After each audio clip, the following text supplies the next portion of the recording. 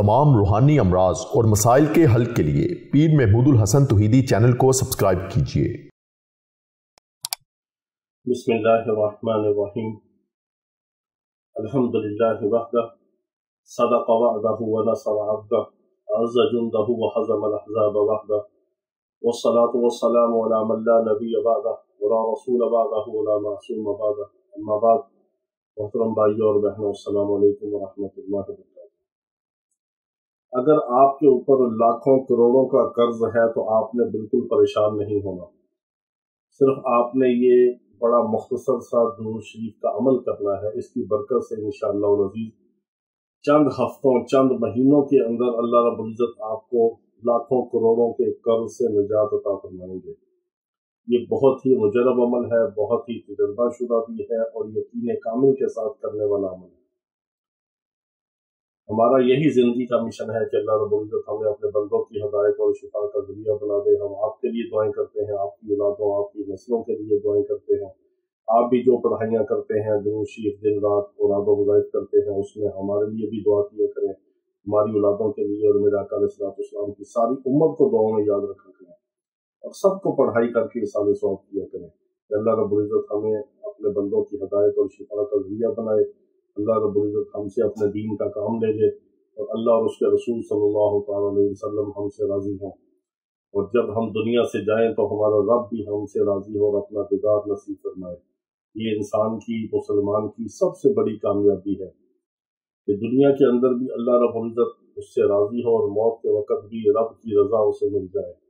दुनिया वाले उसके ऊपर रो रहे हों और वो हंसता हुआ अपने रब के दरबार में पेश हो रहा हो।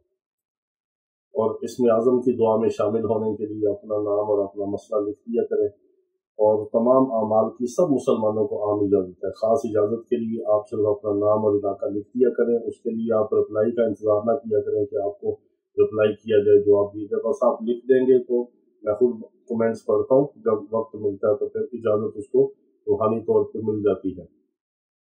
तो व्हाट्सएप पर सिर्फ वो हजरात रब्ता करते हैं, हमारे भाई और बहनें जो अब्रॉड कंट्री से, अमेरिका से, यूरोप से या मुख्तलिफ ममालिक से दूर, जो घर बैठे अपना इलाज करवाते हैं, रूहानी जिस्मानी या दवाइयाँ मंगवाते हैं, वो सिर्फ रब्ता करते हैं व्हाट्सएप पे वॉइस मैसेज छोड़ के कुछ अरसा अपनी बारी का इंतज़ार किया करें। उसमें मैसेज डिलीट ना किया करें। अगर आप मैसेज डिलीट करते हैं तो फिर उसको जवाब कैसे दिया जाएगा। तो जो यहाँ इतवार के दिन रूहानी मंज़िल लाहौर तशरीफ़ लाते हैं उनसे भी गुजारिश है कि वो भी बार बार कॉल्स ना किया करें। सिर्फ आप व्हाट्सएप पे वॉइस मैसेज करके एड्रेस और लोकेशन ले सकते हैं और यहाँ मुलाकात भी होती है हर एक से इनफरादी और यहाँ पे दम के ज़रिए भी इलाज किया जाता है। अल्लाह रब्बुल इज़्ज़त तमाम मुसलमानों को कर्ज और हर किस्म के मर्ज से निजात अता फरमाए। मेरे आका अलैहिस्सलाम का फरमान मुबारक है कि जिसका मफ़हूम है कि कर्ज और फ़क्र व फाका जो है ये इंसान को बूढ़ा कर देता है। और ये जो कर्ज है, हज़रत अली रज़ियल्लाहु ताला अन्हु का कौल है कि कर्ज जो है ये दिन की ज़िल्लत और रात की बेचैनी है, बेख्वाबी है। इस इंसान के ऊपर कर्ज चढ़ता है, वो दिन के वक्त परेशान रहता है और टेंशन में रहता है और उसको शर्मिंदगी उठानी पड़ती है कर्ज की अदायगी ना होने की वजह से। और रात के अंदर और रात की तारीकी में उसकी नींद उड़ जाती है, उसकी बेचैनी बढ़ जाती है, बेख्वाबी का शिकार होता है।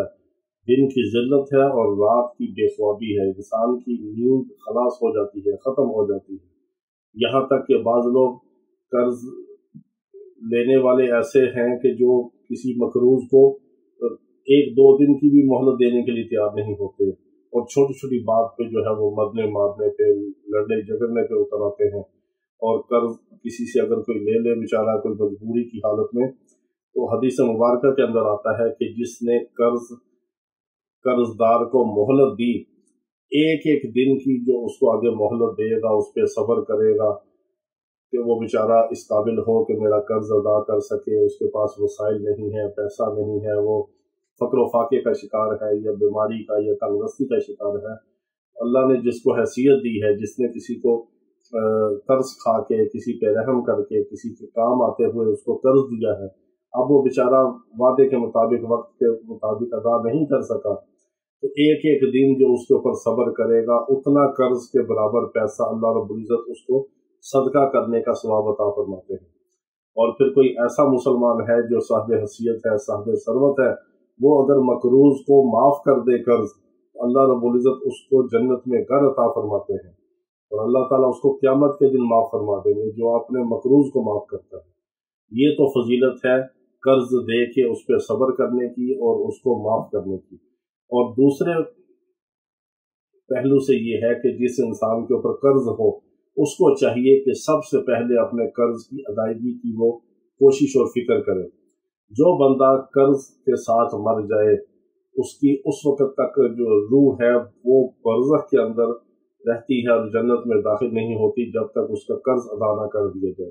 اور آج کل جو آپ دیکھتے ہیں کہ حالات ہیں، آگے اہل و عیال ہیں، رشتہ دار ہیں، خاندان والے ہیں، بیوی بچے ہیں، وہ تو مرنے والے کا فوری طور پر ترکہ تقسیم کرتے ہیں، وراثت کے اوپر لڑنا جھگڑنا شروع ہوتے ہیں، اس کا مال اسباب لیتے ہیں۔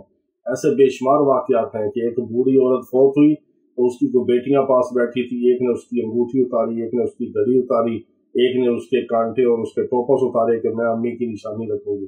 فوراً انسان اس کو پکڑتا ہے، اور ایسی ایک ہوس ہے، نفسا نفسی ہے کہ مرنے والے کا بھی خیال نہیں کیا جاتا، اور یہ بھی انتظار نہیں کیا جاتا کہ گھر سے میت اٹھے اور پھر ہم اس کی وراثت کو تقسیم کریں بعد میں۔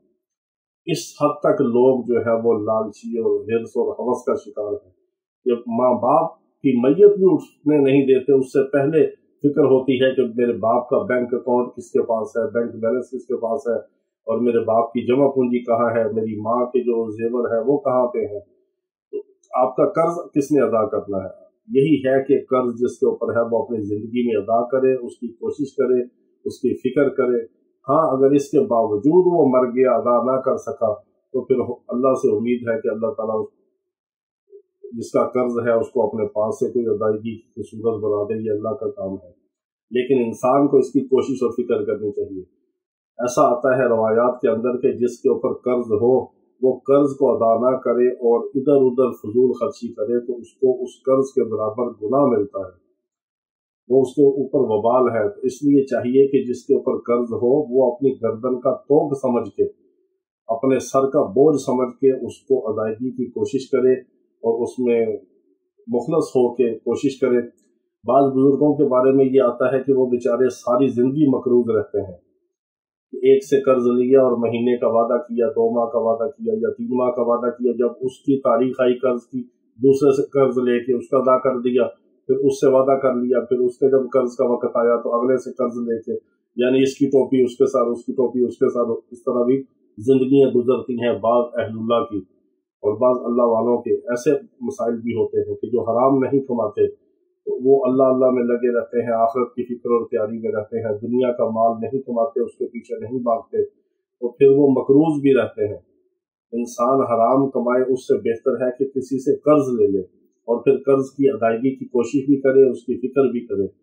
اور کسی کے اوپر اگر کوئی کاروباری نقصان ہے، کوئی لاس ہوا ہے، کوئی ایسی پریشانی آ گئی ہے، کوئی بیٹی کا رشتہ کیا تھا، اس کی شادی کے لیے بندوبست نہیں ہو رہا تھا، یا کسی نے کوئی گھر بنایا، کوئی سواری لی، اس کے لیے کوئی رشتہ داروں سے، بہن بھائیوں سے، ملنے ملانے والوں سے اور اپنے کاروباری شراکت داروں سے کوئی قرض آپ نے اٹھا لیا اور آپ کو وہ قرض کی ادائیگی کی صورت نظر نہیں آ رہی اور اس کے لیے آپ پریشان ہیں، تو یہ مجرب عمل درود شریف کا ہے۔ یہ بہت ہی طاقتور ترین عمل ہے قرض کی ادائیگی کے لیے۔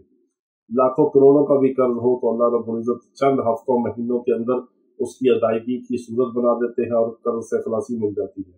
یہ آپ نے ظہر کی نماز کے بعد، اس کی 3 تعدادیں ہیں، کم از کم آپ نے اس کو 313 بار پڑھنا ہے، پھر آپ اس کو 7 بار پڑھ سکتے ہیں یا آپ اس کو 1000 بار پڑھ سکتے ہیں۔ جتنا آپ اس میں گڑ ڈالیں گے اتنا میٹھا ہوگا۔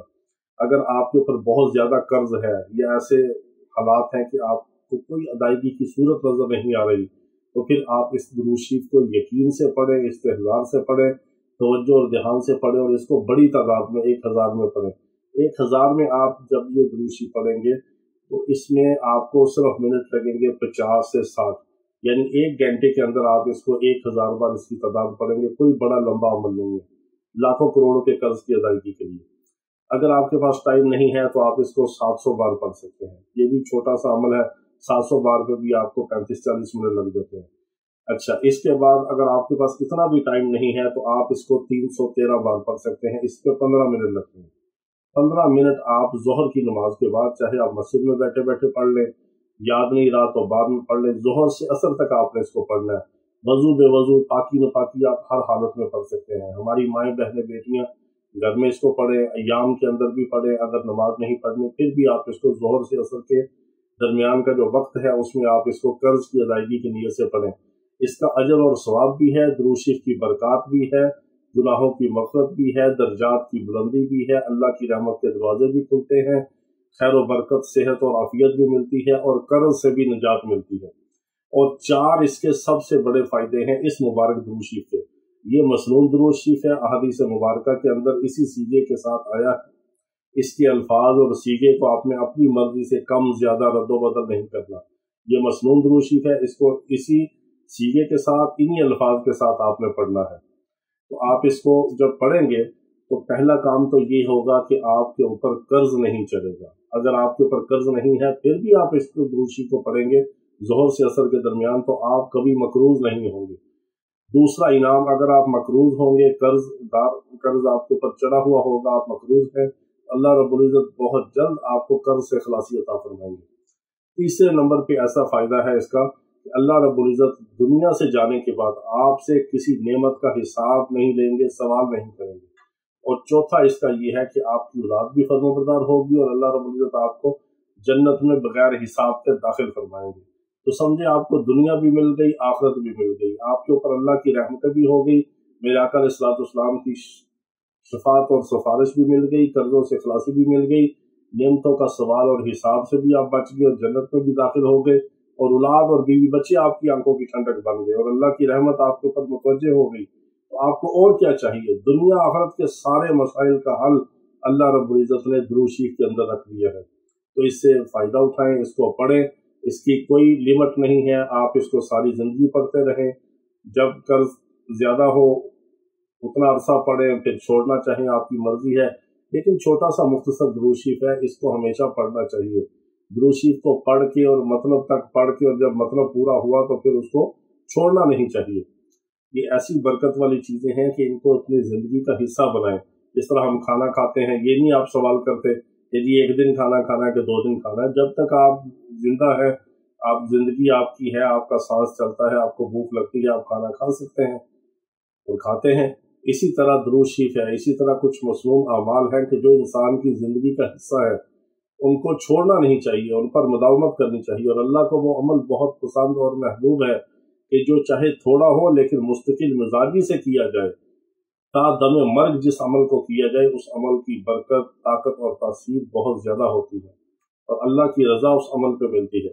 अल्लाह रब्बुल इज़्ज़त हमें अपने आका अलैहिस्सलाम के ऊपर कसरत के साथ दुरूद व सलाम पढ़ने की तौफीक अता फरमाए और तमाम मकरूज़ों को, हर किस्म के छोटे बड़े कर्जों से खलासी अता फरमाए। वाखिर दावाना अनिल हम्दुलिल्लाहि रब्बिल आलमीन।